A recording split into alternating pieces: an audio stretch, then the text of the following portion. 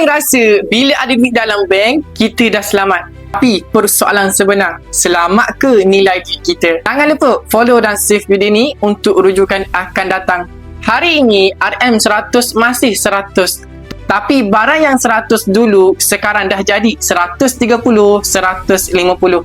Itu tanda nilai duit kita makin mengecil perlahan-lahan. Realitinya, simpanan duit semata-mata dalam bank tak buat duit kita bertambah kuat.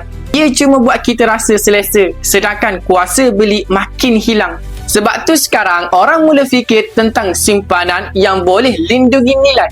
Bukan untuk kaya cepat, tapi untuk pastikan hasil usaha kita tak dimakan inflasi. Bila simpan dalam aset yang betul, nilai dia bergerak ikut masa, bukan statik. Dan itu beri